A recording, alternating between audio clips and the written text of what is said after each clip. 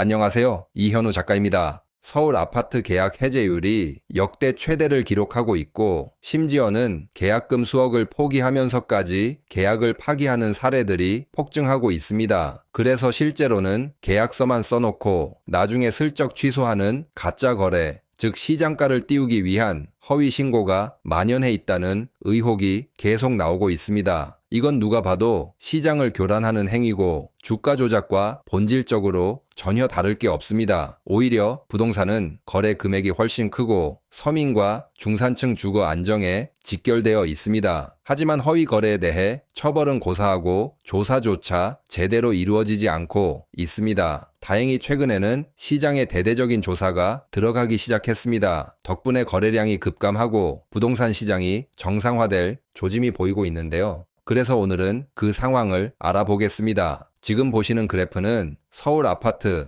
계약 해지 건수입니다. 2025년 6월에 거래 계약 해지가 지금 1,400건에 육박했습니다. 제가 계속 확인하고 있는데 지난달에는 1,200건 정도였지만 시간이 지날수록 계속 증가하고 있는 상황입니다. 여기서 중요한 건 이 계약 해지가 단순한 시장 조정이 아니라는 점입니다. 이유는 명확하죠. 6.27 대책, 바로 정부 정책이 발표된 직후부터 계약 해지 건수가 폭발적으로 증가했다는 겁니다. 이전까지 시장은 비정상으로 조작되어 운영되다가 규제가 시작되자 투기꾼들이 빠르게 사라지고 있다고 보시면 됩니다. 사실 계약 취소는 거의 나오면 안 됩니다. 계약 취소라는 것은 정말 큰 용기와 결단이 있어야 하기 때문입니다. 지금 계약 취소된 사례들이 인터넷에 나오고 있는데 상황을 보면은 계약금이 1억이 넘어가니까 울면서 꼭 돈 돌려달라 사정사정해서 돌려받았다고 합니다. 계약금을 돌려준 사람도 큰 돈이 걸린 만큼 매정하게 계약금을 안 돌려줬다가 어떤 일이 벌어질지 모르기 때문에 돌려주었다고 합니다.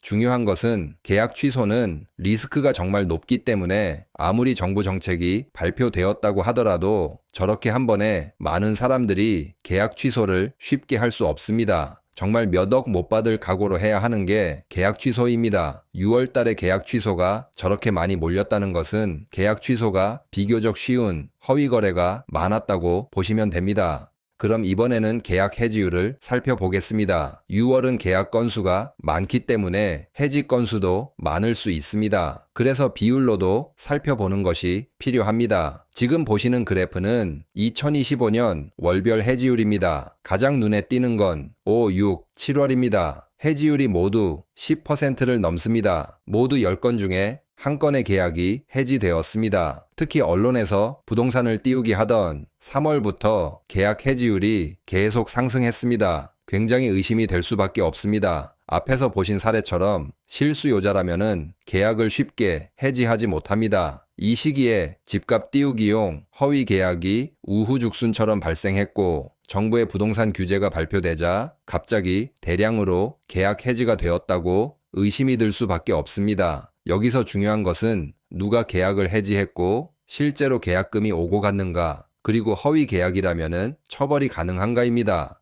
이런 허위 거래를 뿌리 뽑지 않는다면은 다음에도 부동산 시장을 조작하려 들 것이기 때문입니다. 그리고 이번엔 계약 해지 건수를 서울 각 구별로 살펴보겠습니다. 사실 처음엔 강남이 1위일 줄 알았습니다. 하지만 2025년 계약 해지 통계를 보면은 의외의 결과가 나옵니다. 1위는 강동구, 2위는 성동구, 그리고 강남구가 4위를 차지했습니다. 특히 주목해야 할 건 언론에서 입에 침이 마르게 떠들던 한강 벨트 지역인 강동구와 성동구에서 해지 건수가 집중적으로 터졌다는 점입니다. 저 같은 유튜버들이 강남의 허위 계약을 계속 추적하니까 다른 지역을 부동산 상승의 중심지처럼 포장했던 것입니다. 하지만 실제로는 언론이 가장 좋다고 외친 지역에서 계약 취소가 쏟아지고 거래가 무너지고 가격이 다시 조정받는 신호가 나타나고 있습니다. 이러니까 언론이 투기꾼들과 한몸이 아니냐는 의심을 받게 되는 것입니다.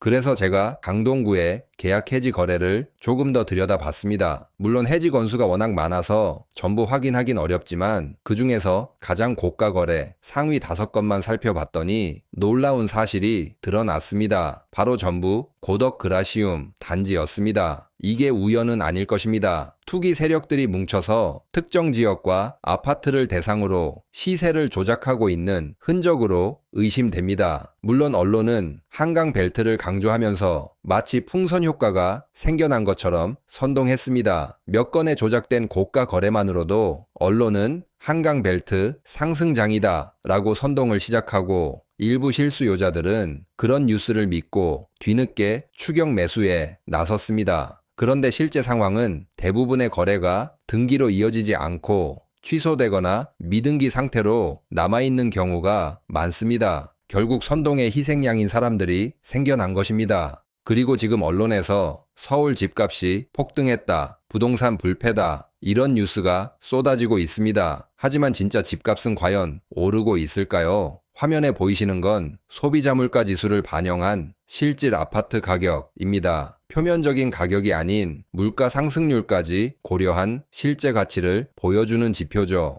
빨간 선이 서울 아파트 실질 가격이고 파란색은 전국 아파트 실질 가격이고 녹색은 비수도권 아파트 실질 가격입니다. 그래프를 보면 어떤가요? 서울 수도권, 전국 모두 실질 가격은 하락하고 있습니다. 2022년 이후로 전국과 비수도권은 물가 기준으로 보면은 하락세가 지속 중이고 서울도 일시적인 반등이 있었지만 아직도 2021년 고점엔 한참 못 미치고 있습니다. 특히 비수도권은 2013년 가격 수준보다도 더 낮아진 상황으로 이건 단순한 조정이 아니라 거품 붕괴에 가까운 흐름입니다. 그런데도 일부 언론은 호가만 올려서 부동산 불패 같은 뉴스로 여전히 사람들을 선동하고 있습니다. 그리고 아파트를 보유함으로써 내야 하는 세금과 각종 비용을 포함하면은 아파트에 투자하는 것은 돈을 잃는 선택이나 다름없는 것입니다.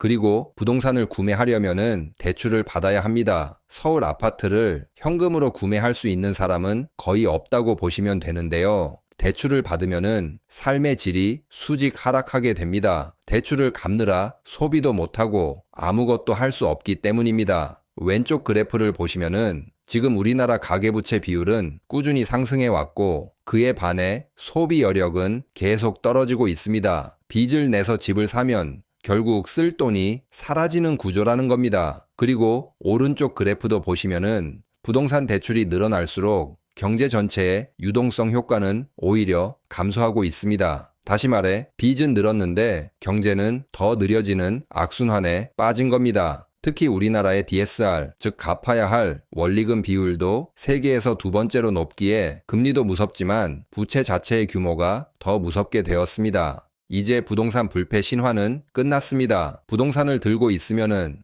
은행에 돈 갚고 세금 내야 해서 집에 묶여서 살아가는 사람들이 많아질 겁니다. 부동산 불패 신화가 자동으로 무너지고 부동산은 정상화 될 겁니다. 그럼 오늘 영상은 여기서 마치겠습니다. 감사합니다.